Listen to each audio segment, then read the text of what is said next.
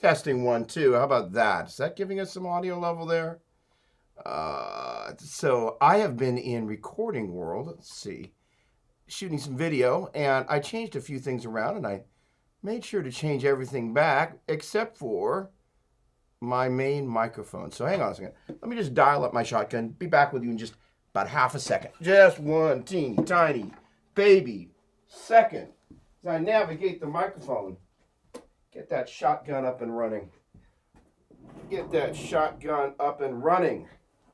All right, you are going to be up here, and you're going to be running up to here. And come on, baby. Come on. Don't be cold as ice. There we go. There we go. All right. Gosh darn it. Had to change all sorts of little groovy things. There we go. We have a shotgun going in. There we go. And let's choose my microphone. There we go. And loop back audio.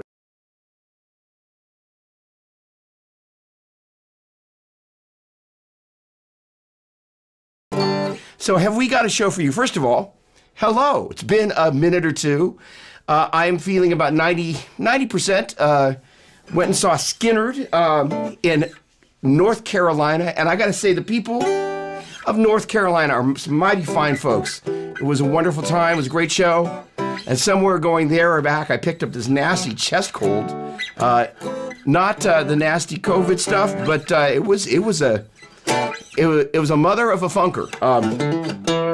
In any case, I am super excited to be with you here today, and I think today is going to be particularly awesome because we're going to get a chance to go over something that many, if not most, if not all guitar players really struggle with, which is how do you get out of not that rutted path that you have with your lead playing, which is one of the things we've talked about in the past, but how do you escape that rutted path of your rhythm playing? And so this whole concept of the chord framework is a framework of looking at chords in some different ways, you know, and I've had a number of years of teaching chords, honestly, a number of decades of teaching chords and showing them to students.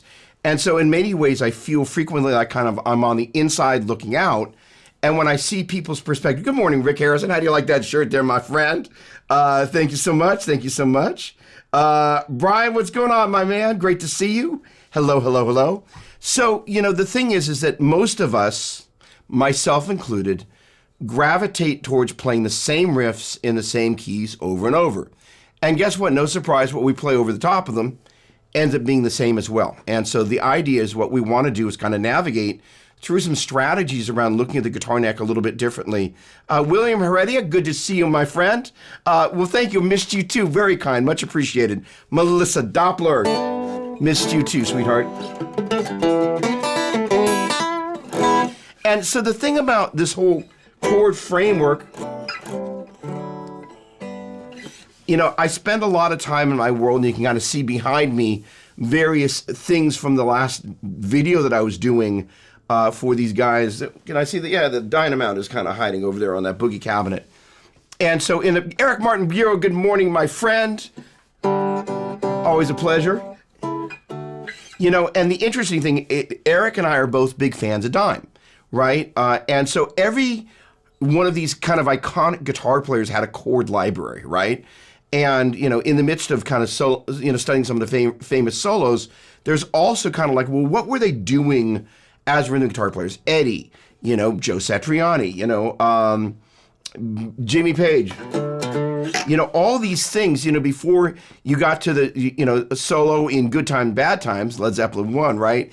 There is the rhythm guitar work. So how do we cognitively take hold of our rhythm work in a way that we can actually go, well, rather than just repetitively playing stuff over and over, how do we build a framework for this? So that is kind of what I want to talk about.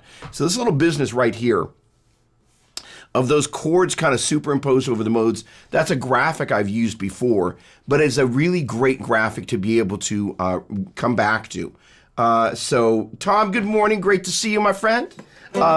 So here's the thing, is that when I started studying with Joe, he had me go through two initial chord exercises.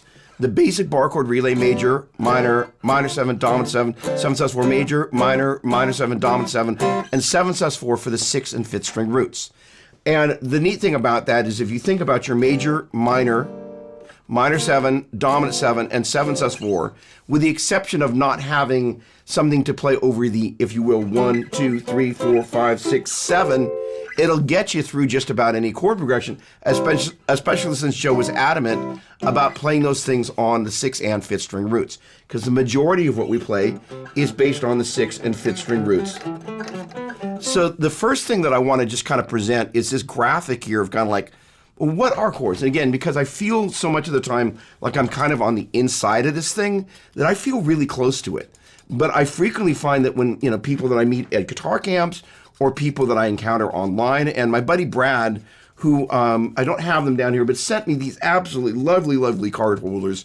And, you know, he made a comment about, you know, his take on theory, and it really kind of got me thinking about the difference between my take on theory as it relates to chords and how the rest of people perceive, you know, what permeates their musical experience, and that which kind of, you know, sometimes kind of keeps them going. There's more that I have yet to discover in this journey, which is true for all of us, right?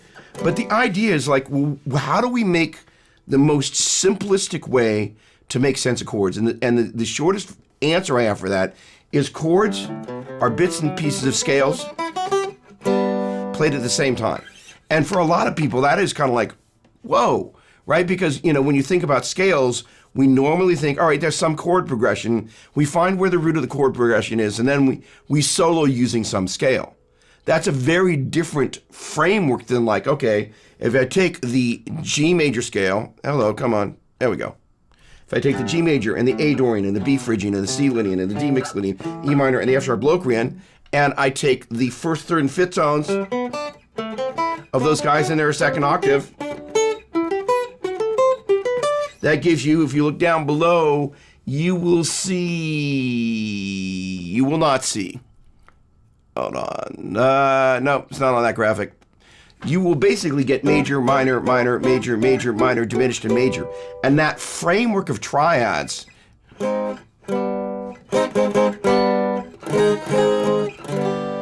gives us the ability to then go, okay, well, I can skin this chord with replications of the root and the fifth,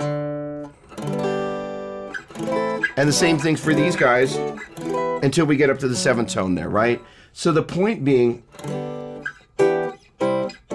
is if we think about the 7 tones and the 7 modes of the major scale as 1, 2, 3, 4, 5, 6, 7, 1, as based on major, Dorian, Phrygian, Lydian, mixed Lydian, minor, Locrian, and major, and making sure we don't miss anybody. Again, we think about that as 1, 2, 3, 4, 5, 6, 7, 1, as based on looking at the mode shapes, major, Dorian, Phrygian, Lydian, mixed Lydian, minor, Locrian, and major. And if you take a look at that first group of red dots, major. Second group of red dots over Dorian, that's going to be a minor shape. Same with Phrygian.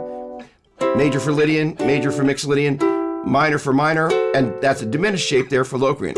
So again, if you take a look at the G major mode, you're going to see you have that major shape. Same thing with the C Lydian, same thing with the D mixed Lydian. At A Dorian, B Phrygian, and E minor, you got the minor shape, and at Locrian, you got the diminished shape. All right, so whether you know that, just saw it, whatever, just take my word for it that the order goes major, minor, minor, major, major, minor, diminished, major. And then you can go, okay, well look, if that's just the 1, 3, and 5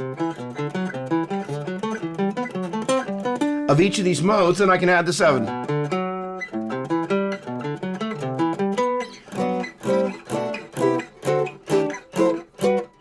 Which gives us major 7, minor 7, minor 7, major 7, dominant 7, minor 7, minor 7, 5, and major 7. Woohoo!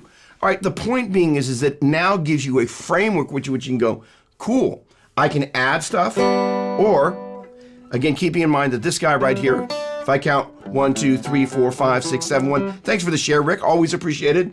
So this is my 1, 2, 3, 4, 5, 6, 7, 1, 2, 3, 4, 5, so this is the 1, 3, 5 in the second octave, and this is the 1, 2, 3, 4, 5 in the first octave. So if I take the 1, 3, 5 that I put like this, and just play it like this, all of a sudden, out of this little business that we just kind of did right here, ski, we can pull, if you take a look at the bottom note on the 6th string there, and the upper note on the 5th string, with the exception of the Locrian mode, as we kind of go from major to Dorian, to Phrygian, to Lydian, to mixed Lydian, to minor, and then when we get to Locrian, we kind of have what's called this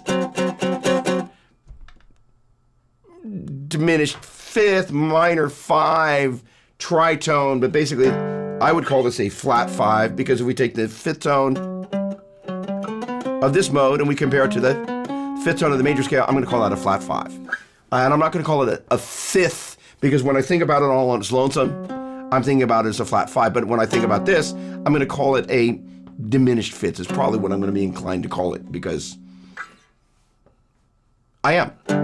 So basically, this is a perfect 5th, perfect 5th, perfect 5th, perfect 5th, perfect 5th, perfect 5th, diminished 5th, perfect 5th. You can call it flat 5th. I have to decide which one that's going to be. For right now, let's call it a diminished 5th, because we're going to do that. All right, so here's the deal. Noting that the notes of G major are G, A, B, C, D, E, F sharp, and G,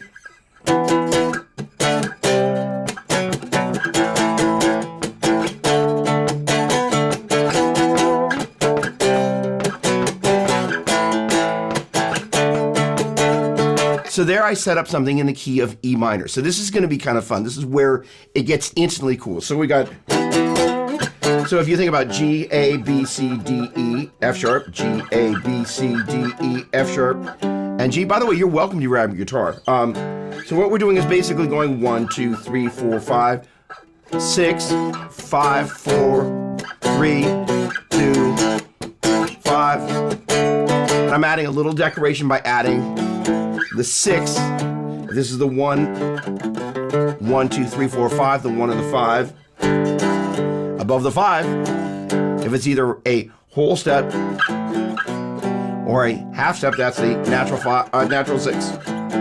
Flat 6, natural 6, natural 6, flat 6, flat 6, and natural 6.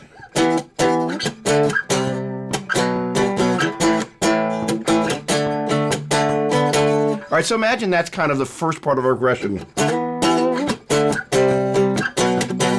And I think I might put the natural 6 over the 4. Now I'm putting it over the flat 6 over the 3 because I like that better.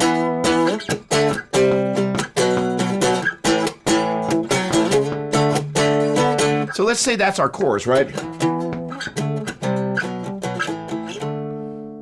Verse.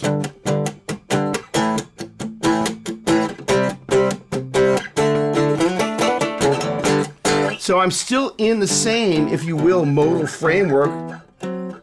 But now what I've done, I said, I don't know, let's go to the 1. That is to say, if we're basing what we were doing initially around the 6,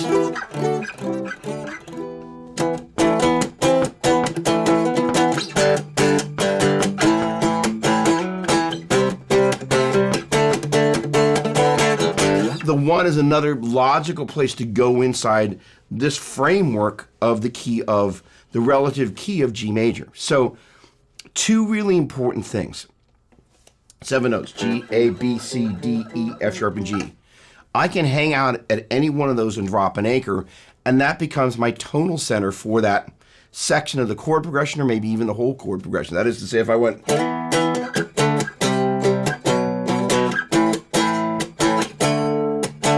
my verse.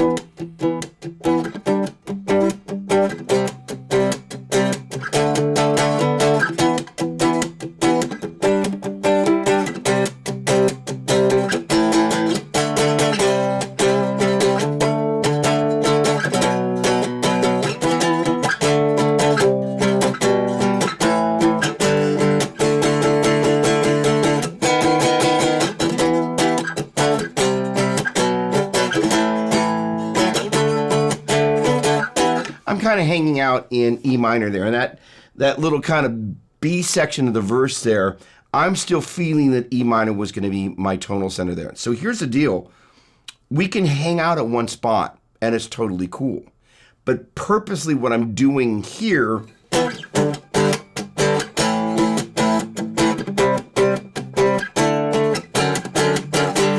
I'm going to the 1 there and making that my tonal center tonal center for the verse. And this is where this whole thing becomes really cool. So you're going, okay, chorus based around the 6,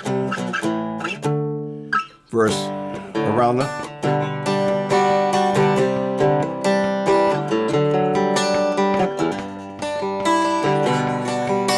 is that if you kind of view this as my 1 and all the things I can play at the 1.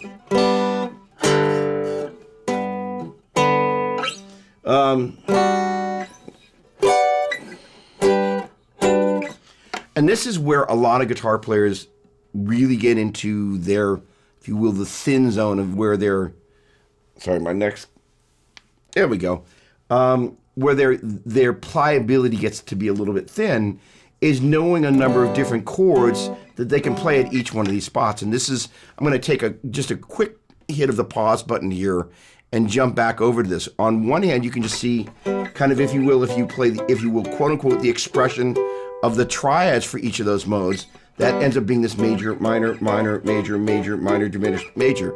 But it means that if I need to go,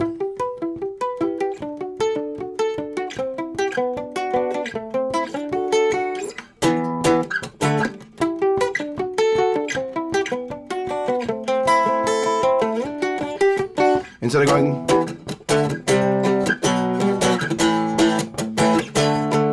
I can go, I'm sorry.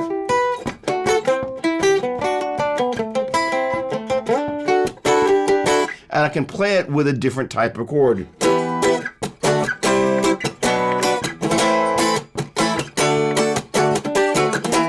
And that gives you freedom, but it also gives you a broader palette to write from and or create chord progression. If you're creating chord progressions, you are writing. So the deal is that having the kind of like, oh snap, so what are all the different options that I can play off of these guys is really kind of understanding that you can play these triads voiced 1, 3, 5. That is to say 1, 2, 3, 4, 5, 6, 7. 1, 2, 3, 4, 5. 1, 3, 5. I'm taking the first, third, and fifth tones of each of these modes, which gives us, again, major, minor, minor, major, major, minor, diminished, major. If I add the 7, 1, 3, 5, 7, major 7, 1, flat 3, 5, flat 7, minor 7, ditto, 1, 3, 5, 7, major 7, 1, 3, 5, flat 7, that's a dominant 7, 1, flat 3, flat, 1, flat 3, 5, flat 7, minor 7 again, 1, flat 3, flat 5, flat 7, minor 7, flat 5, and then 1, 3, 5, 7, major 7. That's collectively, that's major 7, minor 7, minor 7, major 7, dominant 7, minor 7, minor 7, flat 5, and major 7. So let's see,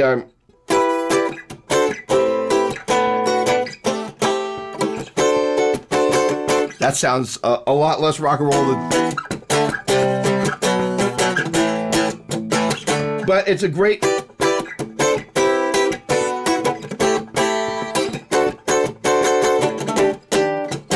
sorry, dominant 7.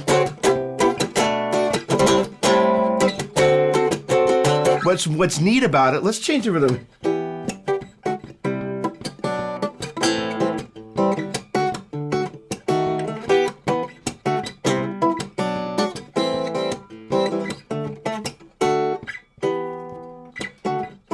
Oh, sorry, my bad.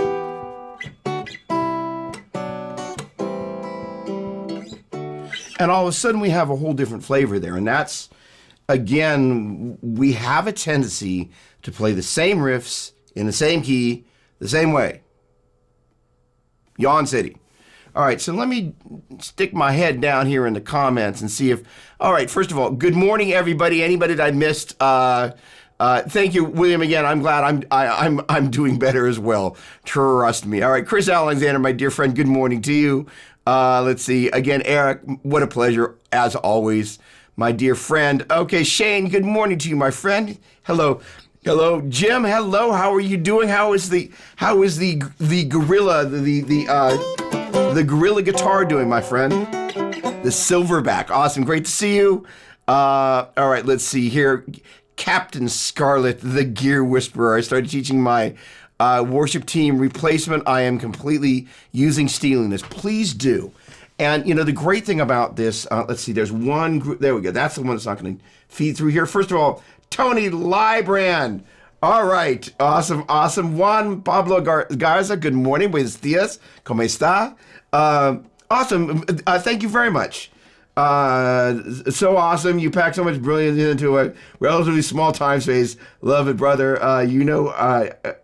Love how you explain it. Awesome. Makes so much sense. Spot on as usual, my friend. Thank you very much, Tony. Anton Shred, a friend and student of like, what, 30 years, something like that? All right, so here's the thing. This is the challenge. And again, you know, the neat thing about teaching so many people like Anton Shred, I think we started working together in, if not the 80s, the 90s, right? And so the Andy Guitar, good morning to you. Great to see you. Louis Olvera, hello. So every time Louis jumps, Griffin Gaines, good morning. All right. You're having a great hair day. I love this guy. Boom. All right. So I get excited about the silliest things. So Louis and I were in a band, Rampage. We played my 9th grade talent show, and we were exceedingly loud. What I knew about guitar then was very little. And so it was a matter, we played some Aerosmith tunes. And, you know, the framework of what I knew was purely replication of something that I'd heard somebody else play, or some sort of bastardization thereof. You know, for example,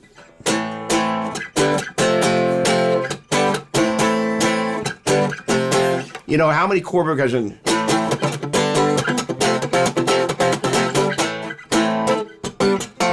You know, have been played using those chords, and after a while you kind of go. Brian Felix, good morning, my friend. But that is repetition, but not necessarily kind of going, well, where is the framework from which that came? And that's where many, if not most of us, have a challenge. Now, I'm gonna take a moment. And Andy Guitar is one of the people that I've had the privilege of working with in a, dare I say it, a teacher-student relationship. I'm going to jump into the deep end of the pool. I'm going to bring my toe back for a second because Andy is one of the few people that I've worked with that has gone way deep into this chord framework end of things. So what I want to do is provide a deeper sense such that some of the people that may be here who have gone way deep into the pool, there are some things to think about. And you know, some of this is what Andy already knows, but here's the reality of this concept of the chord framework, of at least playing it diatonically. And a minute ago, we talked about the ideas. We can set the 6th chord was my tonal center, and then the same progression. The 1. And what you're doing is you're using the modal framework to set up chord progressions within a master song or progression that allows you to use the different colors of the different modes. And that, somebody out there went, oh, and that's a big deal. That's one of the steps that, if you will, kind of development, you go, wait a second. Wow, we were focused around the 6. That means we were in the key of E minor. Then we were focused around the 1. That means we were in the key of G major. They share the same 7 notes. They're based on the same 7 modes as they relate to one another. But I was very specifically using the key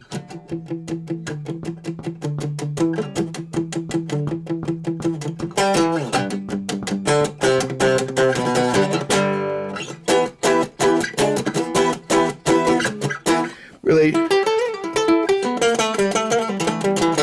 And then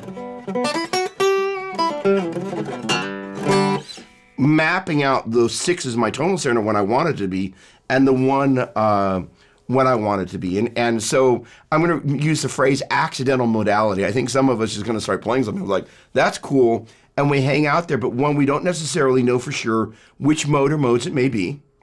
And number 2, we don't necessarily know where to go after that. And that is where this concept of the framework comes in. So one of the things that I've worked with some folks like Eric Martin Bureau, my dear friend, and Andy Guitar, and what Andy has really spent a lot of time doing, and this is where the advanced ear training part of this comes, is getting used to.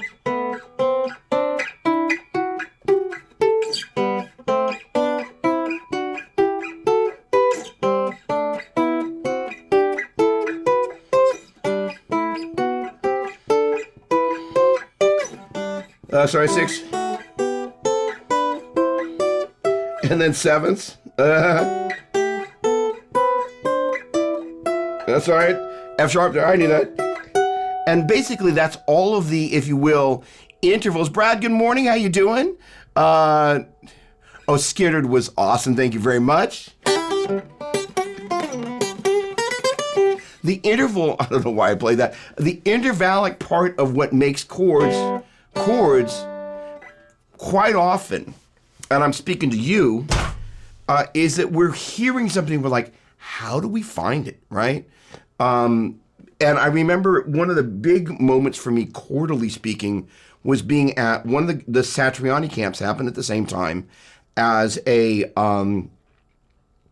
Tommy Emmanuel camp. And I remember watching Tommy playing, and I was kind of going, I can see these playing outside of the chord blocks, if you will. One of the things that I love is kind of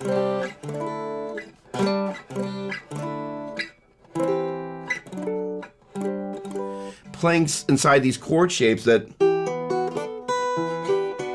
but finding notes.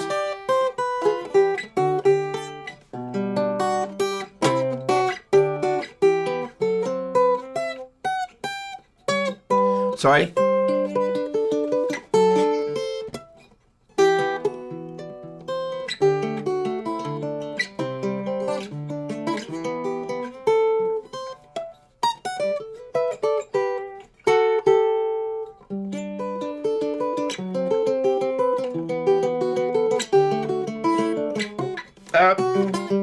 And here's the thing, making mistakes with this is okay, but the idea of my ability to go,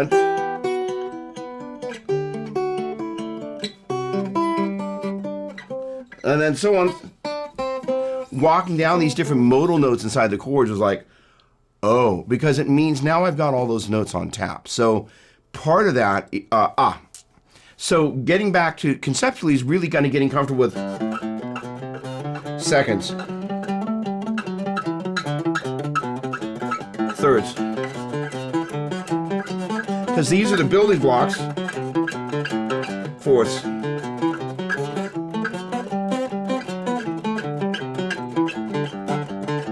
Fifths. Sixths.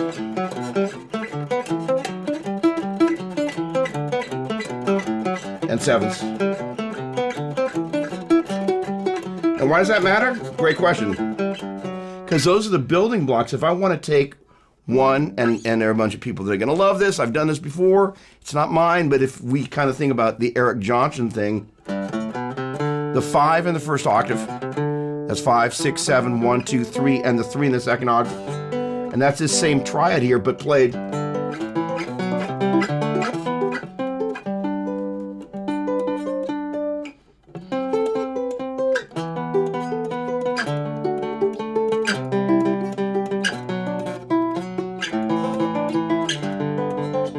And that's taking that concept I was talking about a minute ago. It's like, well, okay, if we know this is the 1, 5, and the 3, because again, hang on a second here, let's grab this.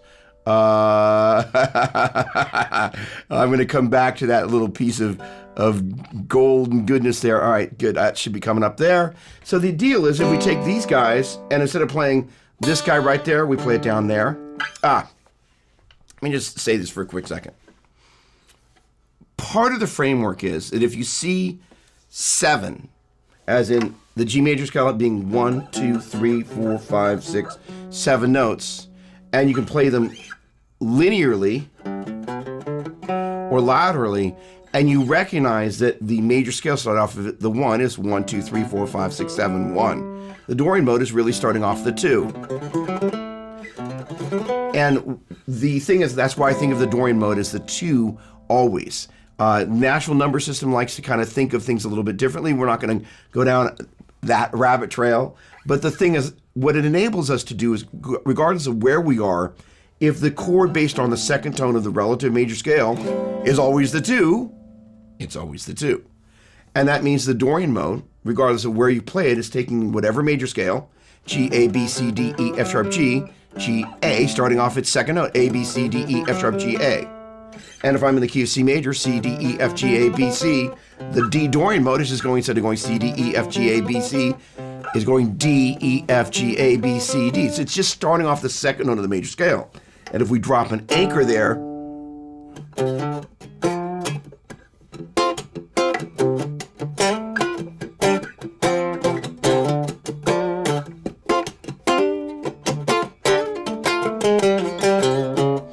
that's why the concept of not marrying yourself to the relative major is so important.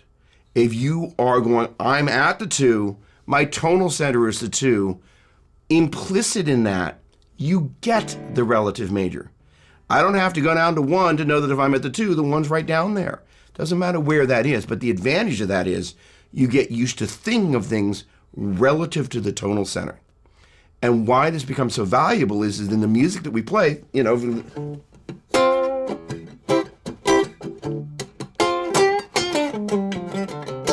I'm not thinking about how I'm going to play the minor pentatonic as it relates to C as it relates to D.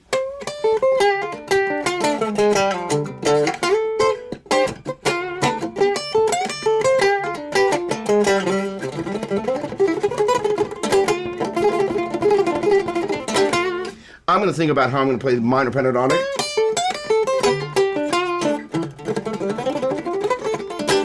And then the relative Dorian mode. I shouldn't say relative Dorian, but I'm going to play the minor pentatonic over D. Because I'm in the key of D Dorian.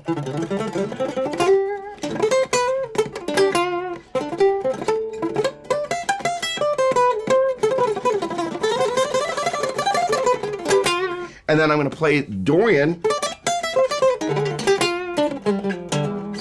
at that D. So I'm thinking 2, 2, 2, 2, 2.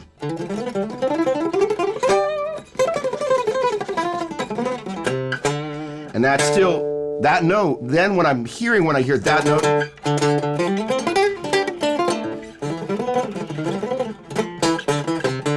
I'm thinking of that as a tonal center. And I'm still thinking of that as 2. and any of you that have spent some time hanging out with me, if we think about, I'm going to take a little left turn, a little baby rabbit trail, because any guitar said I could. If you think about the first 6 notes of each of the 3-note string modes, and think of that as 1, as in major. That is Dorian, as in 2. 3 is in Phrygian. 4 is in Lydian. 5 is mixed Lydian. 6 is in minor. 7 is local, and you're here kind of doing this.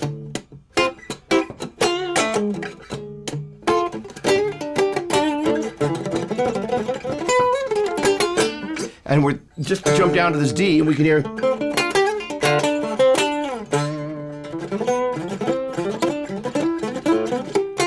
We know that that's 2, 3, 4, 5, 6, 7, 1, 2.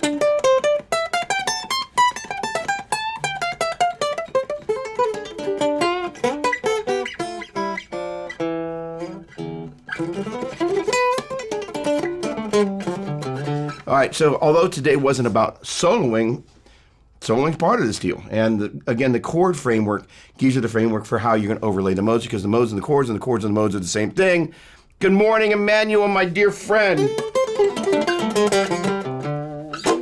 All right, so none should be afraid of that rabbit trail. Is an actually fantastic tonal journey that's totally worth taking on. Absolutely. And this is where it really begins to get fun, is, you know, this is, the theory is only descriptive language for what we want to play. But when the theory opens the door for us to be able to play things that we wouldn't have otherwise played, then all of a sudden the real value starts to happen. So here's the deal. As a minute ago I talked about these triads, and you know, I kind of jumped into kind of like, hey, you know, we want to think of the 2 chord as the 2 chord. So 1 chord, 2 chord, 3 chord, 4 chord, because it means that every time I kind of play a minor chord, I think about where in the major scale I have minor chords, which are the 2, 3, and the 6, and I immediately go, that's either a 2 or a 3 or a 6. And that allows me to immediately kind of go, well, if it's kind of,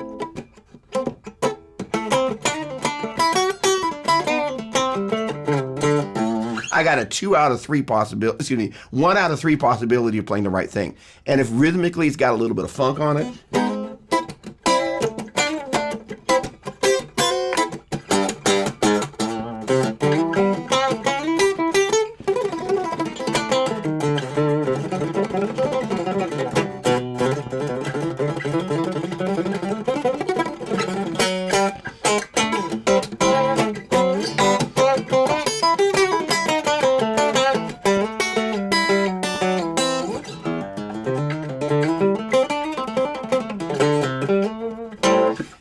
Dorian is going to be there. So hitting the pause button for a second, it's like, so wait a second.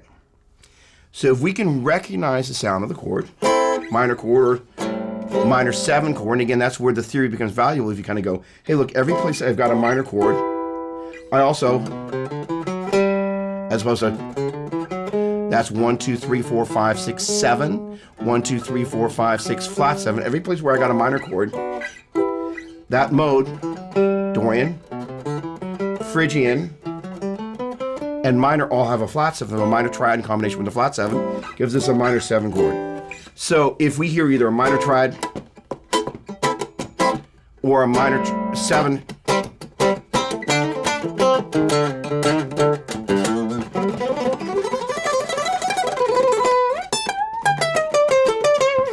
we can pretty much jump to the conclusion it's probably going to be Dorian.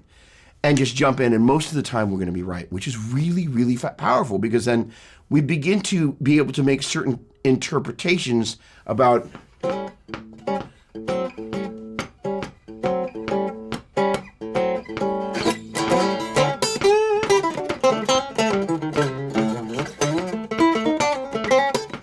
and I'm hearing that. Well, that one actually, sorry,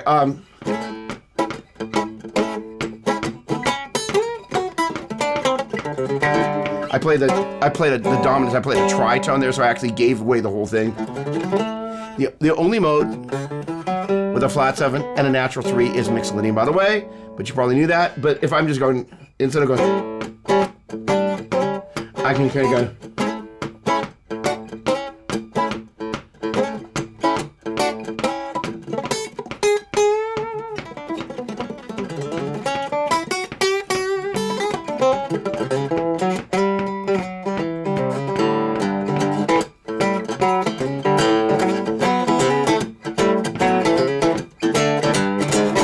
Point being is that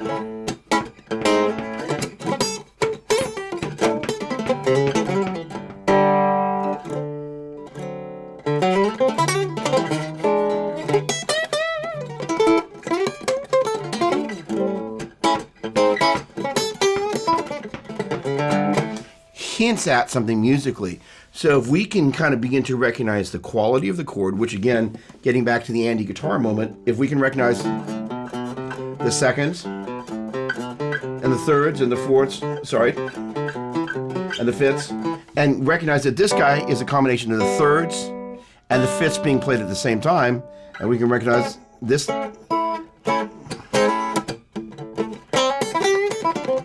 We don't have to have the rest of the stuff.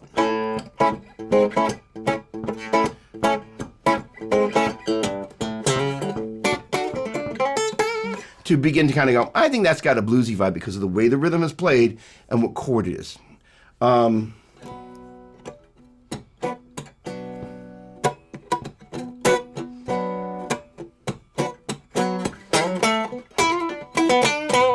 Most of the time you hear that vibe there, it's going to be minor, 6 chord. That's different than the rhythm of that. It's also a minor chord.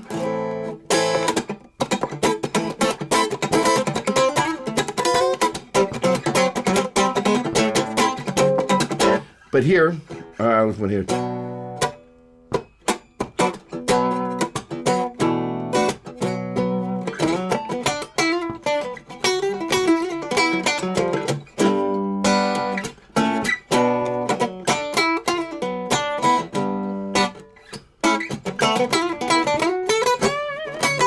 So the point being is the vibe that surrounds the chord, and I remember, let me unpack this in a way that is sensitive.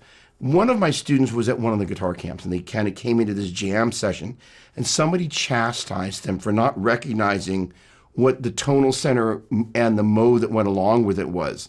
And I'm very protective of my students. I was not happy with the way that went down. But my big takeaway was like, well, how is it that we can walk into a situation, hear a chord progression, and just kind of go, it's that, right? So one is recognizing the tonic chord, recognizing major, minor, diminished, or like a minor 7 instead of just a minor, and then listening to the stylistic groove around that and kind of going, if I hear a minor chord, without hearing the other chord, that defined it, but going, okay, that's a minor chord. I'd say I'm 85% in, that's going to be Dorian, just because of the stylistic way it's being played. So the idea.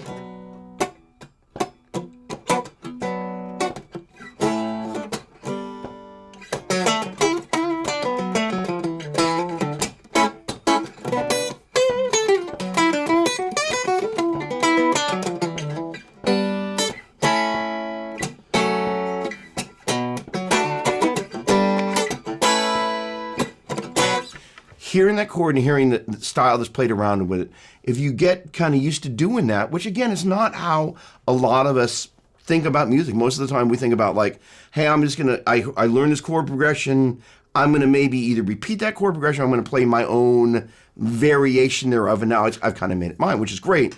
But we're not looking at the framework of where that comes from. Let me just jump in here and hit, so hang on a second. Let's see here. With Stig Matheson. Good morning, my dear friend. How you doing? Great to see you. I think I'm going to be seeing you this summer. That's what I think. Great to see you, my friend. Andrew JB, what's going on? You skinny devil, you. You are looking good, looking good, looking good. Okay, Stig, great to see you. Always a pleasure.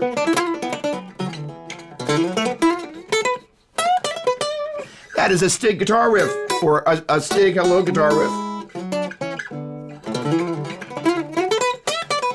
I don't know why I'm doing that, but I guess I am. Stig, great to see you, man. Stig is a great guitar player. Many, many, many hours of study. That is a guy that knows a lot about music. A lot about music. All right, let's jump back in here. Okay, so here's the deal. Is the ability to hear that tonic chord, recognize a stylistic interpretation. Ditto my buddy Andrew JB, and this then began to go, I think it's that. Now, that said, a minute ago, I started to jump in on this other concept here, which I want to come back to. These triads, just basically taking the 1, 3, and 5 of each of these modes. And the idea of then kind of taking that chord shape and just changing it to this very Eric Johnson-y voicing is going to be something that a bunch of you are going to go, oh, there's a bunch of music here. So if you can just keep in mind that the framework goes major, minor, minor, major, major, minor, diminished, major, major, diminished, minor, major, major, minor, minor, major, as in 1, 2, 3, 4, 5, 6, 7, 1. And then you can take that chord shape and play it. Instead of going 1, 3, 5, you can go 1, 5, 3. That's the same note. There's the 1 moved down an octave. 3 is in the same place, and the 5 is moved down there. And what's neat about those guys, again, 1, 2, 3, 4, 5, 6, 7, 1. 1, 7, 6, 5, 4, 3, 2, 1. 1, 2, 3, 4. 4, 5, 6, 7, 1, 2, 3, 4. Now what we did, we walked that up to the... Sorry, every time I do that, I just kind of hear Adam's Family. But now what we've done is we've walked this up, and we're playing basically the same thing off the 5th string root, as in, this is the 1, 2, 3, 4, so that's 4, 5, 6, and again, 1, 2, 3, 4, 5, 6. Basically major, major, minor. The 7's a diminished. So basically 4, 5, 6, 7, 1, 2, 3, 4, 4, 3, 2, 1, 7, 6, 5, 4. So let me back up one step real quick. Yes. Hang on, let me give that some love there. We're going to have a great time in Vegas, Stig. Going to be awesome. Reunited and it feels... Sorry, I get a little excited. All right, so the deal is if you think about this framework right here. And we're just going major, minor, minor, major, major, minor, diminished. Major is based on the major, Dorian, Phrygian, Lydian, mixed Lydian, minor, and Locrian modes. And we're just pulling the 1st, 3rd, and 5th tones out of those puppies. And instead of doing this, we're doing... And instead of just doing it on that bass note there, we're now also mapping on this bass note here. So basically, if you think of this as 1, 2, 3, 4, 5, 6, 7, 1, and this is 4, 4, 5, 6, 7, 1, 2, 3, 4, and then you can go 1, 2, 3, 4, 5, 6, 7, 1, 1, 7, 6, 5, 4, 3, 2, 1, 4, 5, 6, 7, 1, 2, 3, 4, 4, 3, 2, 1, 7, 6, 5, 4. Here's the important part. 1, 4, 2, 5, 3, 6, 4, 7, 5, 1, 6, 2, 7, 3, 1, 4, 1, 4, 7, 3, 6, 2, 5, 1, 4, 7, 3, 6, 2, 5, 1, 4. And that is the piece that really gives guitar players the biggest challenge. It's one thing to kind of be able to play the chords kind of diatonically. Obviously, that's just playing 7 chords. And the neat thing about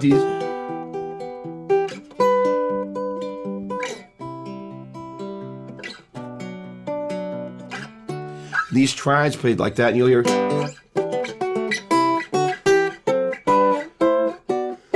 most commonly thought of as, if you will, the Eric Johnson chords. But what's neat about them...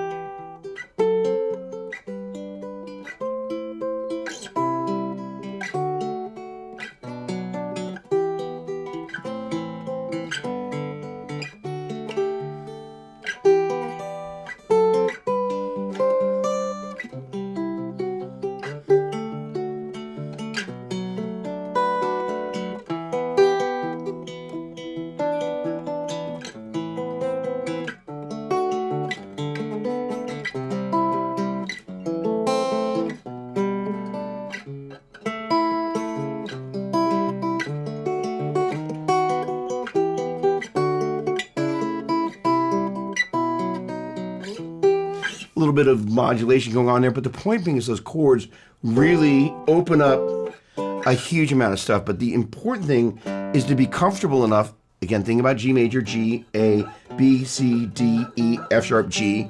Starting off the C note, C, D, E, F sharp, G, A, B, C.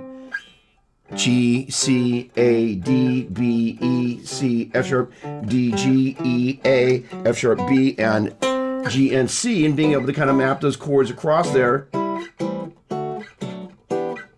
Oh, you got to find a C there somewhere. And it gives you now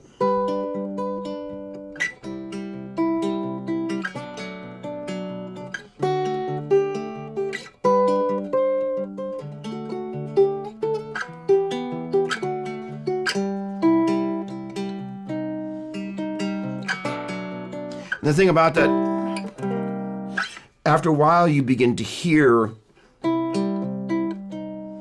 ways to just take, in this particular case I'm going basically one chord, 5, 6, 4, and taking the 4 minor chord from major, because normally just, again, 1, 2, 3, 4, that's a major. And back in. Again, that framework just comes from these triads here, and changing that voicing to these guys. And thinking again, if I'm playing the 2 chord, I'm thinking of it as a 2 chord, because it's based on the second of the major scale. As I'm thinking about that, I'm thinking about, in this case, A Dorian. And it really is very freeing. All right, let me jump in on the comments here. Now, one of the things is that Facebook on this particular feed, there we go, does not want me to be able to open this up and see all this without turning the audio feed on. So just note that I may get some echo when I do this. So let's see this. Come on. Imagine that. Saw you coming. All right, now give me all the comments. There we go. Come on. You're not even going to feed me the comments. Okay. It was a worthy attempt. All right. So then let me jump in over here. Brett, good morning to you. Great to see you. As a lead guitarist, I find everything is interconnected. The rhythm leads are pointing to each other and complement. Absolutely. That's so funny. And Andy, and when that is done, repeat everything in one position, he said. So, you know, this is, okay, so I'm going to chomp on that bit of bait there because there's a lot of meat on the bone there. One of the biggest challenges that we have is playing in the same keys over and over. Now, I know you never do that. But for the rest of us, how do we break out of that, right? And this is one of the other things is that,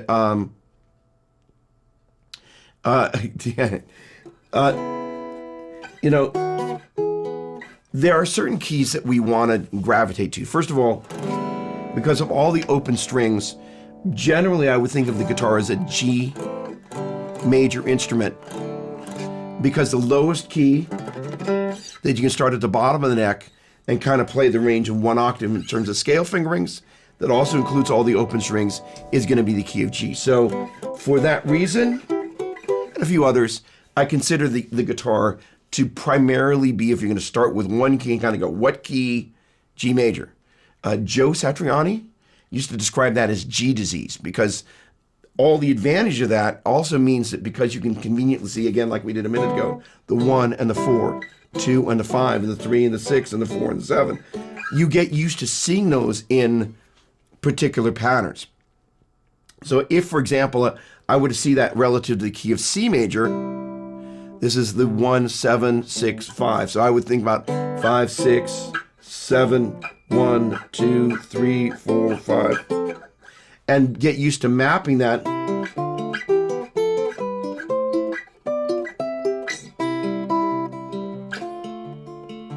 There's my 1, 5, 6. So that's 2 chord. And the mistake I just made there is very classic. Your fingers develop muscle memory. And this is the same thing with your chord progression. You just go, I'm going to pick up the guitar. If I think funk, I just play an A. Now, I'm going to rabbit trail on that for a minute because there's some value in why certain keys lend themselves for what they do. This kind of, if you will, Dorianized pentatonic.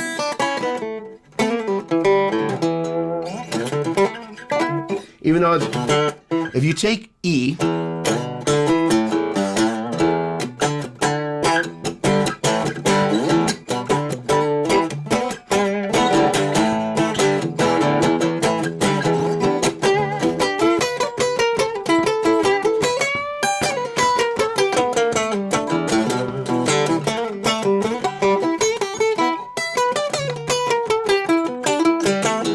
generally speaking, if you actually follow the way the chords actually lay out, you're actually going to be playing an E Dorian.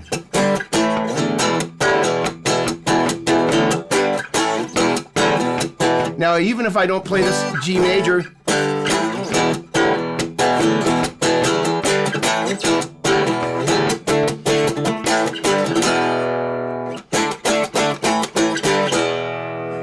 you're blatantly outlining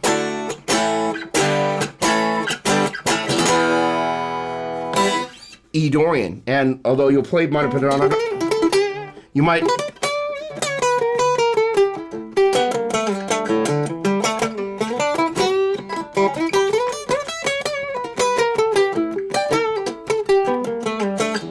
if you're going to take the pentatonic and add some modalization, that's going to be the Dorianized pentatonic. I wonder if I've got that graphic still hiding in here. I do not. Okay, so the point being,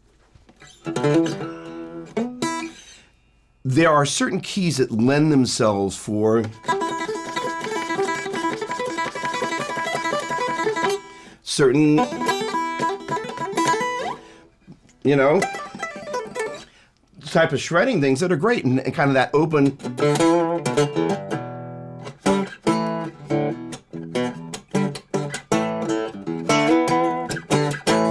Lots of great riffage, and what's neat is it supports kind of like, let's just get in and get going right away. The challenge is that we end up missing some of the other keys that are kind of there that also offer other opportunities just because we kind of take the same route. C sharp minor.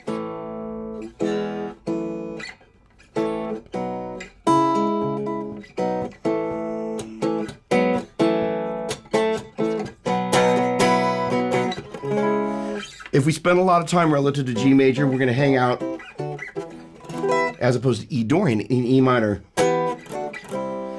And we might miss a great key like C sharp minor. So the idea is to be conscious of, as you come across chord progressions, not necessarily lifting the exact chord progression itself, but kind of going, that was in a different key than I normally played. There's some stuff going on here. And this is where taking this relationship of, you know, these triads, where I was basically playing for G major and going, well, what happens if instead of placing the root on the 6th string, I place the root on the 5th string? Because that gets us used to flipping the relationship between the two strings of where we're seeing the root kind of living.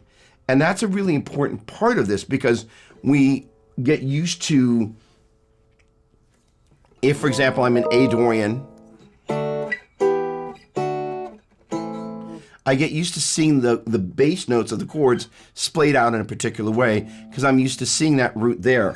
I wouldn't normally be hanging out playing that chord there. So it means that when I think of Dorian, I think about it frequently based on the 6th string. What happens when I'm playing, you know, D Dorian? There's, you know, so being able to go 2, 1, 7, 6, 5.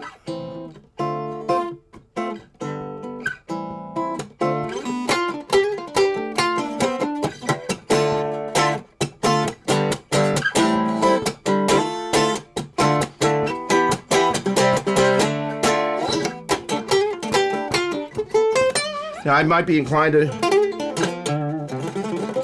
solo up there, but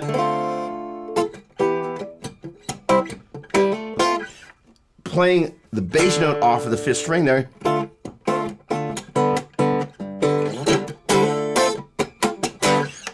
this is one of the other things that I wanted to touch on, is sometimes there are two chord progressions that will instantly illuminate which mode that you're on. So kind of classic funk one.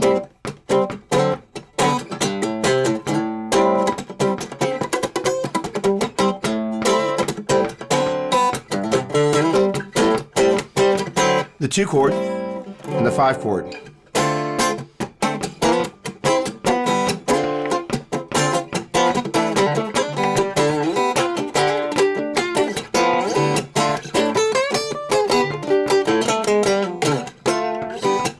And being able to see them in other locations than where you normally play them, it's going to make you play different things. It also means you're going to potentially play a different...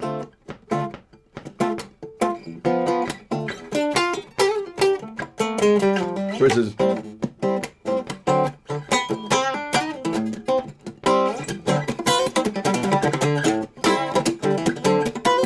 The other thing is in certain keys you're going to learn what I'm going to call repetitive decoration.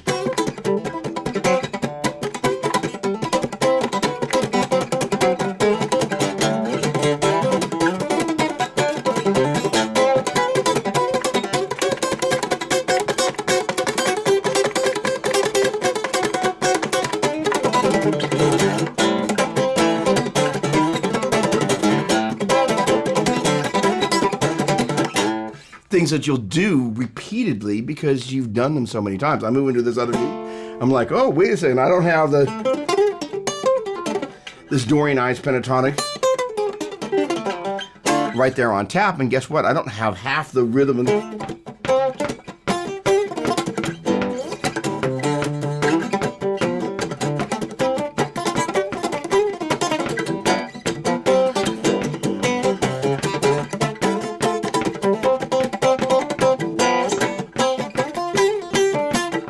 Now, the neat thing about that, though, is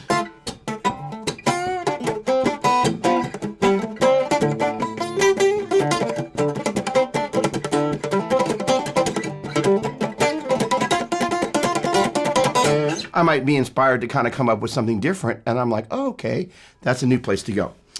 The point of that being is that getting used to recognizing certain pairs of chords, not like that, holy cow, is a help. For example, if we're going to jump back into the key of G major, the 3 chord and the 4 chord.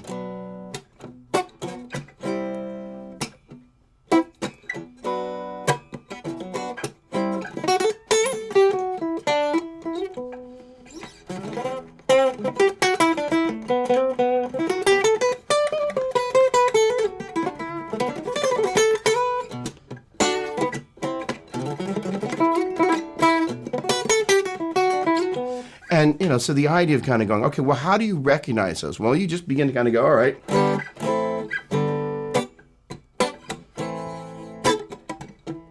All right, that's a major chord with a minor chord a whole step above it, hitting back to our fancy graphic. That happens, come on, there we go. Happens at the 1 and the 2, but it also happens at the 5 and the 6. So there are certain chordal pairs that if you take next door chords, you're not always going to get something that's definitively modal. But, let me rephrase, you're not going to get something that's going to box you in and say, oh, that is definitely the 1 and the 2 chord. I'm sorry, the 1 and the 2 chord, because it can be the 5 and the 6 chord.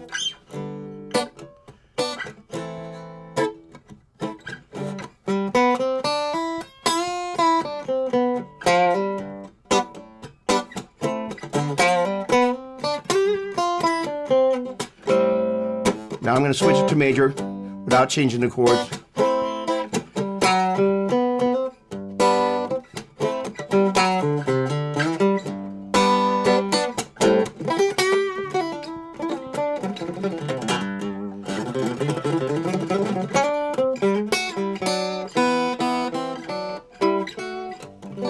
All right, so it leaves it open to interpretation, but if I go...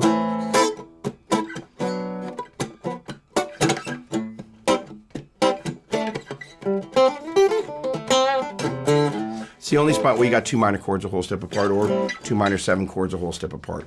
So if you begin to study that stuff, you can kind of go, okay, just taking something as basic as, again, taking the framework of these triads, how can I/you take a hold of it in a way that is uniquely your own, which again, getting back to where we started with all this, instead of just regurgitating some riff that you've learned before, and then kind of maybe swapping the chords around in the same key, and then maybe sliding up a whole step or down a whole step or something, as opposed to that kind of going, okay, well, let me grab this thing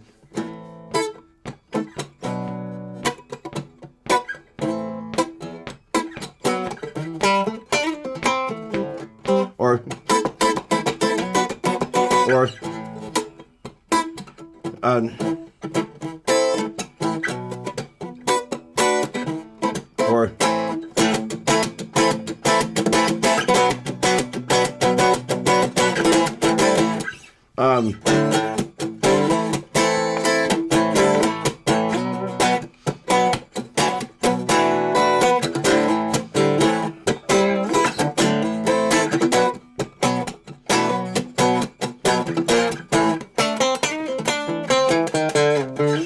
that way, all of a sudden, you kind of begin to go, I can take this pair of chords here. It's the 2 and the 3. It's the only spot where you got 2 minor chords a whole step apart. And I can throw lots of different rhythmic styles on the top of it and kind of begin to go, wow, if I do that for each of these different pairs, not every single one of them is definitively going to give you, in this particular case, that can be by playing that one chord, sorry, that major chord, minor chord a whole step above it. That can be the 1 and the 2, and it can be the 5 and the 6. When you play those 2 minor chords a whole step apart, no matter where you're playing them,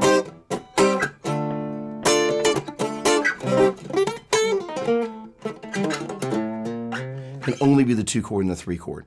And so, but it's not until you kind of get in there and go, I don't know, let me hang it out.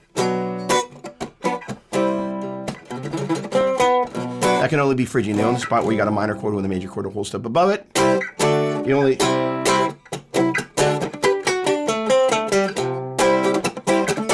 And that spot where you got the 2 major chords a whole step apart, 4 and the 5, that can only be the 4 and the 5. And the interesting thing that happens there, most of the time, if you hit 2 chords,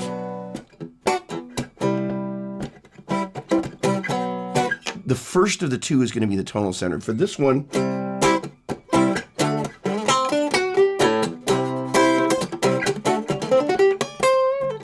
you have a tendency to hear the upper chord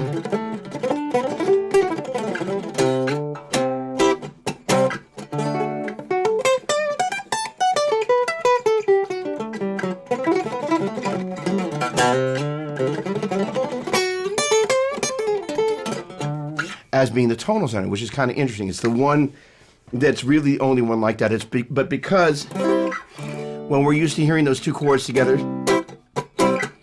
much of the time when they're put together, just those 2 chords, the upper chord is the tonal center. It's just that we have a tendency to spend more time in mixolydian than Lydian, especially when it's played like that. All right, let me just jump in and make sure there aren't any more questions. Paul, good morning, good morning. I'm late to class. You're never late in my book, Paul. Always a pleasure. Okay, let me jump in over here. Gosh darn it. This feed is just not being really friendly to me. All right, hang on. I wonder if that's going to let me get that without... Come on. All right, what happens if I hit refresh here? Because I know there's stuff coming in there that I can't see because of that particular feed, the way it comes in. All right, there we go. All right, there we go. Okay, riffage and riffature, oh my, okay, awesome. The count, that's so funny. That's great. All right, good. Okay, first of all, thanks everybody for hanging out and all the likes and all the comments. That's just, and I know it's going to start roaring at me. Fresh here. I know there's but are you going to let me see the comments? Now it's letting me see the comments over there. Okay, great. No, I turned you down. Shh. Yeah, there we go. Thank you very much. Okay, good. Awesome. Look at this. All right, good. All right, so here's the thing. Corey Dean, what's going on? Happy holiday season to you as well. Doing well. I'm feeling largely human after having some sort of coffee thing that's passed. Hope you are doing awesomely. Making an adverb out of... I make up words all the time. All right, hang on a second. There we go. I'm looking for... There we go. Wait a second. I missed somebody somewhere. I saw it a second ago. Brad, what's going on? Yes, there we go. I did catch that. Skinner was awesome. All right, so the moral of this story, because in a minute I've got to jump off and have a day of teaching guitar here. Let me just see, double check. The funniest thing is that one week I had a lesson, and well, it was Shane. One of the two Shanes that hangs out here was like, "Do we have a lesson today?" He's like messaging me. I'm like, I generally am pretty good about watching stuff. So I just want to make sure that good. We got a couple more minutes here, so I want to. First of all, okay. So the goal of today was to throw some frameworks at you of how you can break out of playing the same chord progressions in the same keys over and over. Because ultimately, what most of us do is we say, sitting.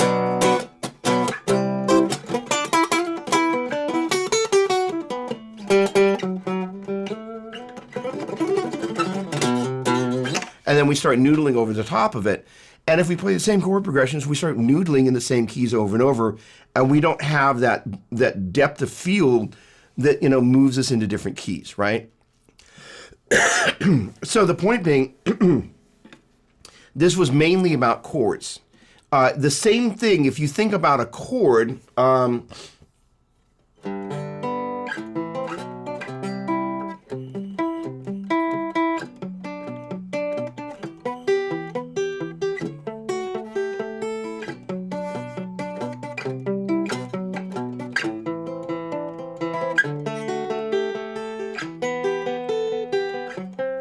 so in arpeggiating chords, this is where your knowledge of the ability to take that chord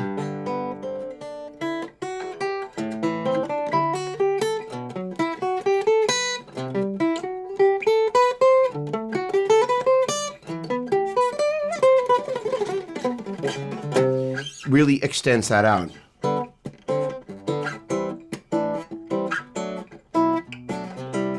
That is to say, is that if you're wanting to master this, the understanding of the fact that the order of the triads goes major, minor, minor, major, major, minor, diminished, major. And if we think about adding, the most common things we're going to add to our chords is going to be adding the four. Right?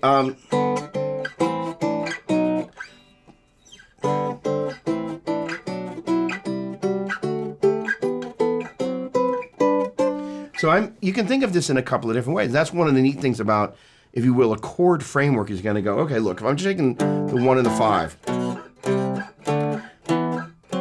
the only one that has this is what's called a perfect fifth. That's the 1 and the 5, the major scale, if it shares that same 1 and 5. That intervallic relation between those two is called a perfect fifth. Diminished fifth, perfect fifth, diminished fifth, as in diminished triad. So if we take that bit of business and we combine that with, and what you can think about this, Mr. Vi would think about this in terms of chord scales. He would be saying, hey, I got a G, a D, and a B. My B becomes a C, which becomes a D, which becomes an E, becomes an F sharp, becomes a G, becomes an A, and a B. That is to say, if I understand that I'm in the key of G major, G, A, B, C, D, E, F sharp, and G, I'm just going to create relationships that walk up and down the neck, just kind of walking through chord scales, and that you're kind of playing a scale on this string, like that. Helps to know is G, A, B, C, D, E, F sharp, G, and D, E, F sharp, G, A, B, C, D, and B, C, D, E, F sharp, G, A, B, and then you're just walking through those simultaneously. And then the idea is, like, if I'm taking the B, which is the 3, in the major scale, it's a half step from the 3 to the 4. Dorian mode, it's a whole step from the flat 3 to the 4.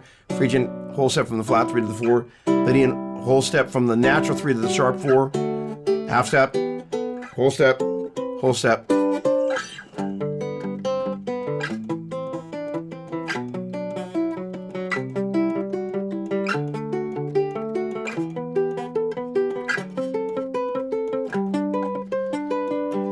for many guitar players, the ability to just do that up and down the neck, they do not have a framework for doing that. They would love to do that, right? Because the idea is you can kind of begin to go, let's go.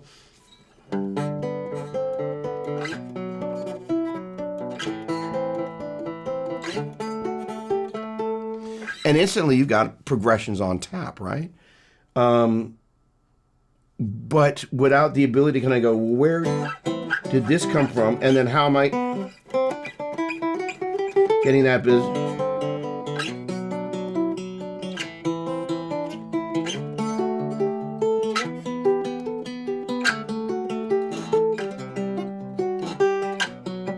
Ah!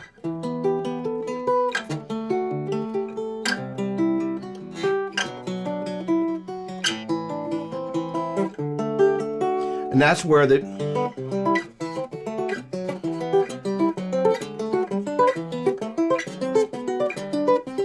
ability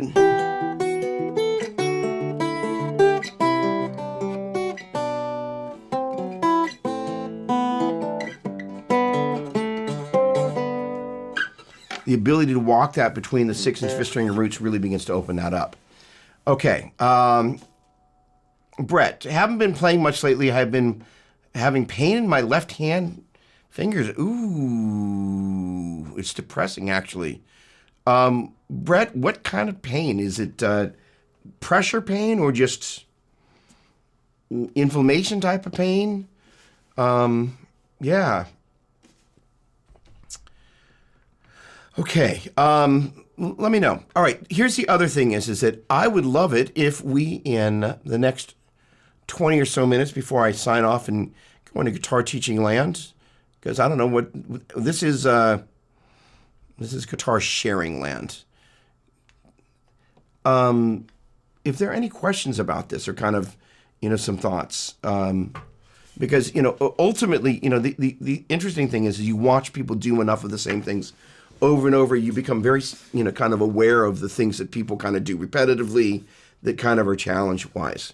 But the danger of that is that, sometimes people have questions that you might have otherwise missed. So I wouldn't want to miss that. Stabbing pain. I would go see a chiropractor. Quite often some of the pain people have is actually associated. You see me craning my neck a little bit here and there today. Neck's just a little bit sore up in there. And although it's not kind of manifesting itself in my fingers, sometimes this whole relationship of what goes on here, it may be tethered there. I would see a doctor ASAP. The other thing is that I don't know how in you go. Let's see if I can go there without going there in an appropriate way. There are things about lots of different healing and belief systems, without going too far down that rabbit trail, that sometimes different systems intersect with our faith and sometimes they don't. The point being is that one of the things that I have used in the past that has been a huge help is acupuncture. And I had a tendonitis injury. Actually, kind of the interesting thing of me, even though this is kind of an acoustic electric instrument, me playing acoustic, especially,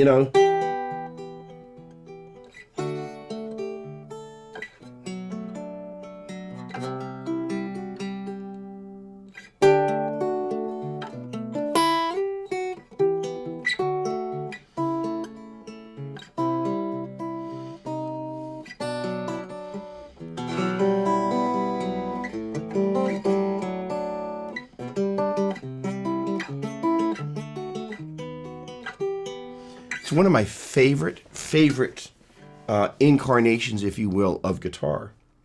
But I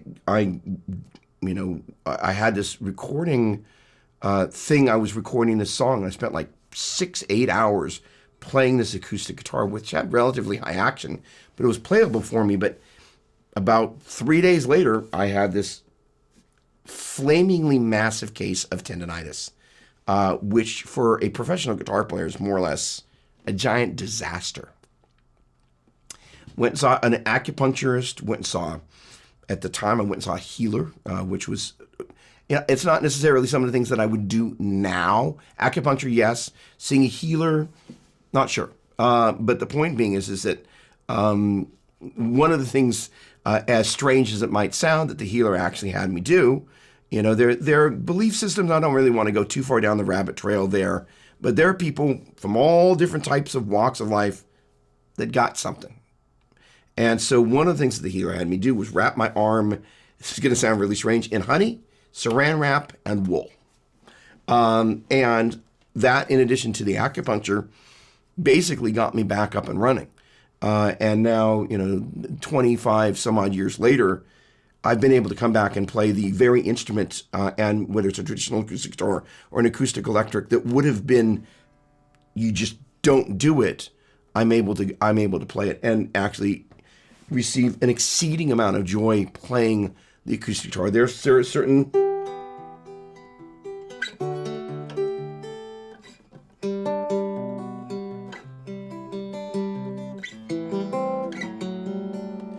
types of things that, it sounds nice on the electric guitar, but when you play those sorts of things on the acoustic, there is just something about the way that instrument sounds. It expresses a type of beauty that I can't find on the electric guitar in the same way.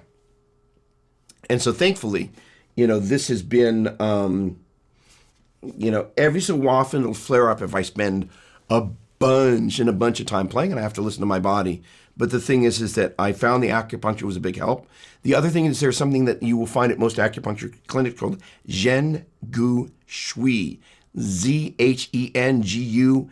And it's a liniment that you can put on your forearm there, which can open things up and just helps the blood flow. Hey, Stefano, what's going on, my man? Great to see you. It feels like my fingers are out of joint.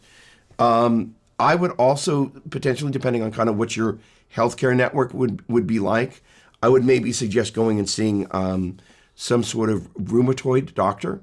It may be that you're having some sort of arthritic thing happening when you start mentioning joints. But if it's painful, my heart goes out to you, my friend, because there's nothing like picking up the instrument and going, oh, this is painful. And, the acupuncture thing,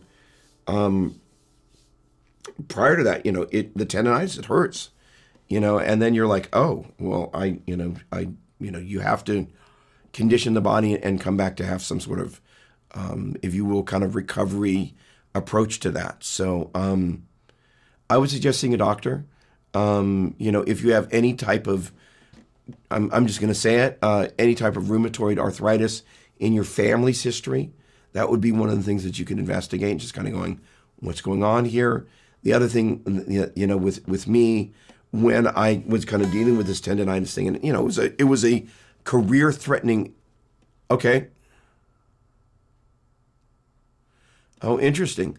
The pain isn't in the joints, but feels like they're out of place and need pop back in. And do you find that you need to pop them back in? Because then, it may be that you're having, and that's good that the pain isn't in the joints, but it may be that there's a cartilage breakdown that's happening for one reason or another. And I don't, here's the thing, is what I don't want to be is the voice of like doom and gloom. I'm not that guy. There are a range of things that can happen about that. One of the other things is that is part of my generally daily vitamin thing. There's a little box on the counter that the wife kindly fills up. Is glucosamine and chondroitin, because of the amount of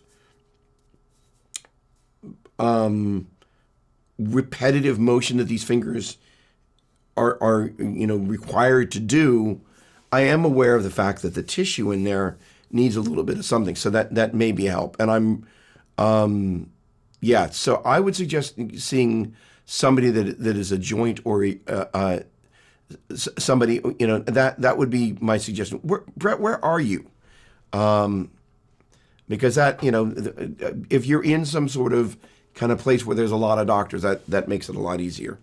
And in theory also, if you have some sort of, they crack a lot but never feel like they're back in place.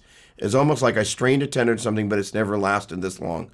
I would see a hand doctor, whether it's a sports doctor or somebody. If you have, like I've got John Muir is kind of what the really great local medical kind of group that's part of my Blue Cross that I spend $800 a month on. But for this sort of stuff, it's great. Not what do you got here, Corey Dean? Hang on a second. Hold on a second. Hold on. Where am I? Help. Let's see this. All right. What is this? What you got here? Oh my word, that's tiny. Hang on. Oh, that would have come in. He's on Facebook. Hang on. Okay, can I see that? It's on the other Facebook. Okay, hang on a second. That's on this Facebook. Let me get over here. Okay, there we go.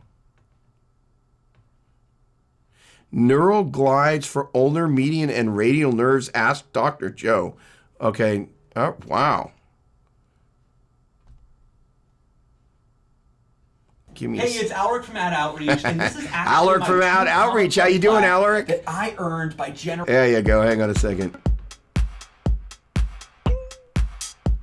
Ask Dr. Joe. 380,000 plays. Hang on a second. Let me bring this into the stream real quick. So this is what we're looking at. There we go. Dr. Joe there. Let's see. I will take that URL and I will place that down here in YouTube. Ooh. Griffin Gaines. Oh, I got questions coming in. Okay, hang on a second. And I'll paste it here on Facebook. And I'll place it here on the other Facebook. No, I don't need to because you already did it. All right, great. Awesome, awesome, awesome. All right, Griffin. All right, let me get back to the other screen there. Hello. There we go. Awesome. Okay, hang on. That question came in there. Where did Griffin go? Griffin was over here. That should have come in, right? There we go. Hold on. Oh, all right, Griffin. Well, I'm not sure. Okay, that's great. Thank you for sharing that, Corey. Excellent, excellent. Griffin, have you ever done a show on warm-ups or conditioning to keep hands healthy? Great question.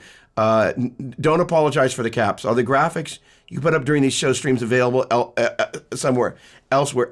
Lewis, you know, I think you messaged me about some of the mode shapes. So what I've been doing is I've been leaving the show up. By the way, everybody, Doppler's favorite video hack, and I will only ask you to do it for legitimate and invited things. 4K video downloader. If there's something that you like that you see on one of these shows, just nab it, because I frequently just will pull these down after a week or two. Just because, for reasons that I won't go into today, but I generally don't leave them up for a giant length of time. The graphics for these, and there is the 30-day guitar challenge. The 30-day guitar challenge I left up. But I will find a way of creating a download place. I'll figure that out, Lewis. Thank you for the reminder on that. And what I've got to do is I got to create a Dropbox folder that's kind of invited for the people that are kind of come and hang out on the show. And then, note to self. Thank you. Okay.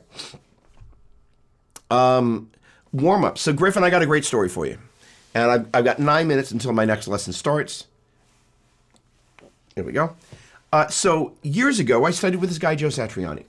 And he had this warm-up exercise called the Atonal diagonal exercise. And it's basically taking the middle 4 strings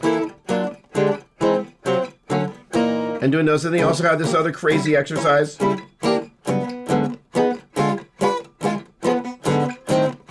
It's called the diminished chord relay. And one year, Joe was really sick. He ended up canceling a show in San Diego. And for Joe to cancel a show means that, like, you know, pretty much he's like, the show must go on. And he basically had to cancel the San Diego show. And I saw him the night before in San Francisco, and I popped by the backstage area just to say hello. And he's back there. And I said, you actually do that? And the look he gave me, he looked up from the guitar.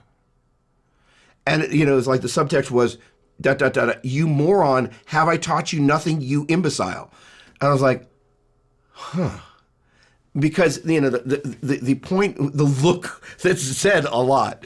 In the 3.5 years I spent studying with Joe, you get to know the verbal and the nonverbal communication pretty well. And the look that said 1,000 words was like, well, of course I do this every time I pick up the guitar.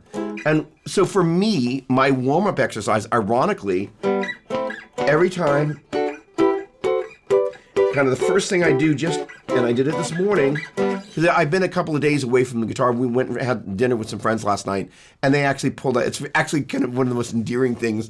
It's a guy that I've been friends with for a long time, and we're friendly with him and his folks. They live in town here. And the dad always kind of at the end of dinner comes and grabs an acoustic guitar case and opens it up and brings me the acoustic guitar at the table. It's one of the most endearing things ever. It just warms the heart. But I spent some time playing yesterday, but because I've been coughing and hacking for a better part of 2 weeks, besides shooting a video in the middle of that, and of course pulling an all-nighter shooting a video, but that's because that's how we roll sometimes. The triad chord relay for me is my warm-up exercise, because what it does, it has a little bit of different finger variation. It runs the range of the neck and is kind of, in some ways, my own version of this, because what I'm trying to do in terms of going major, minor, minor, major, major, minor, diminished, major, major, diminished, minor, major, major, minor, minor, major, 1, 2, 3, 4, 5, 6, 7, 1, 1, 7, 6, 5, 4, 3, 2, 1. I'm also waking up my mode brain. That is to say, by playing these triads, I am making sure that, like, not only am I trying to get my fingers just kind of up and running, just kind of working together, but also I'm thinking 1, 2, 3, 4, 5, 6, 7, 1, 1, 7, 6, 5, 4, 3, 2, 1.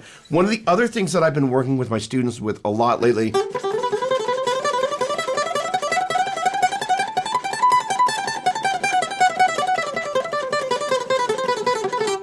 is playing without looking. Now, why is that valuable? And I realize I'm riffing on this idea of warm-ups. Okay, do you do those every time before? Okay, hang on, wait, sorry. There we go. Do those every time before I play things to sing you, doing it at the Satriani camp. Always appreciative of you guys. Griffin, thank you, actually. In case it doesn't show, which I'm sure it does, I love teaching because it's this amazing connection you have with people. It's kind of like if I were a guitar mechanic, I'm basically like, people come in with their guitar problems and I get a chance to have the privilege of helping them solve them and get them, up and running someplace, so thank you, really. So this guy is really valuable for me. And if what's neat is it just allows me to feel, and this is really important, whether it's the atonal, and that's literally just 1, 2, 3, 4, 1, 2, 3, 4, moving up a string and a fret on the middle 4 strings. But this guy, if I think about doing it as, so if I were to take the first 3 chords, and let's make sure I got it. So I got major, Dorian, Phrygian, Lydian, minor, Locrian, major. Didn't do a great job. Let me slow down. So I'm taking the 1, 2, and the 3. 2, 3, 4, 3, 4, 5, 4, 5, 6, 6, 7, 1, 7, 1, 2, 1, 2, 3. So I'm basically taking the first 3 chords for major. Dorian, Phrygian, Lydian, Mixolydian, minor, and Locrian. And it's basically a mini version of basically major.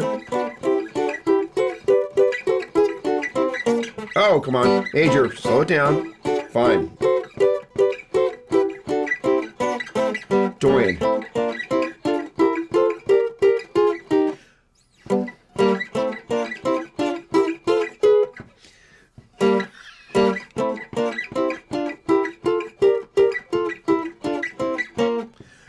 Hold on, come on. 2, 3, 4, 5, 6, 7, 1, 2, 2, 1, 7. Slow it down, holy cow. 2, 3, 4, 5, 6, 7, 1, 2, 2, 1, 7, 6, 5, 4, 3, 2. And this is my exact point, and I've slightly embarrassed myself, but if I'm going to embarrass anybody, what a great person to do it with. Here's the deal, is that the brain and the fingers, you know, initially the first time you gotta go major, minor, minor, major. So basically what I'm doing, instead of doing 1, 2, 3, 4, 5, 6, 7, 1, I'm going 2, 3, 4, 5, 6, 7, 1, 2, 2, 1, 7, 6, 5, 5, 4, 3, 2. And if you know the order 2, 3, 4, 5, 6, 7, 1, 2, 2, 1, 7, 6, 5, 4, 3, 2, 3, 4, 5, 6, 7, 1, 2, 3, 3, 2, 1, 7, 6, 5, 4, 3, 4, 5, 6, 7, 1, 2, 3, 4, 4, 3, 2, 1, 7, 6, 5, 4, so on and so forth. I'm just starting G's being my 1, G's being my 2, my 3, my 4, my 5, my 6, and my 7. The point being is you kind of watch me walk through that, is it wakes the brain up to thinking about things in a modal way. So let's say Lydian, 4, 5, 6. That is, say Lydian is the 1, 2, 3, 4 mode. Major, Dorian, Phrygian, Lydian. My brain. All right, that's all right. So if I were to take the Lydian mode and take the first, third, and fifth tones, that would be it. So if I think about that played there, there's my 4 chord, 5 chord, 6 chord, 7 chord, 1 chord, 2 chord, 3 chord, 4 chord, 4 chord, 3 chord, 2 chord, 1 chord, 7, 6, 5, 4. That's basically the chords.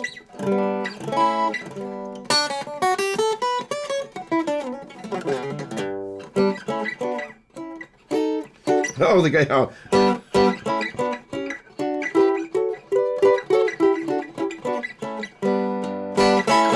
For G Lydian. So the point being is it takes a minute to get the brain on that track. And again, the idea, very simply, I'm playing each mode and its relative chords.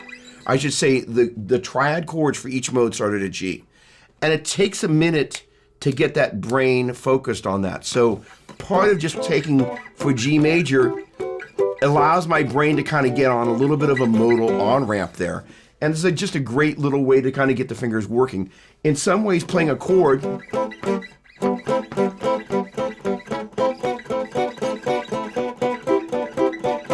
gets, you know,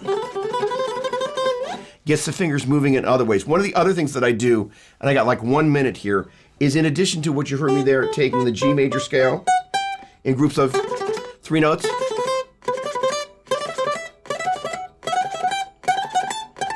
play twice as I will extend that down.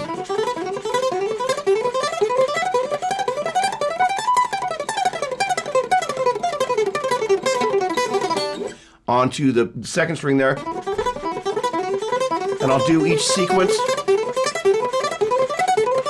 2 times.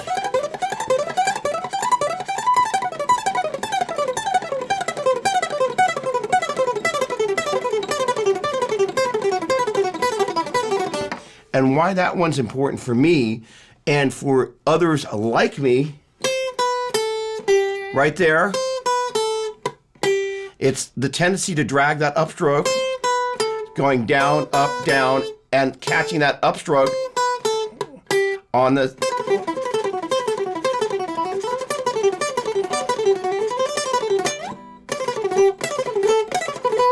on the first string, on the way down to the second string, and not doing that. And that is, for me, a really great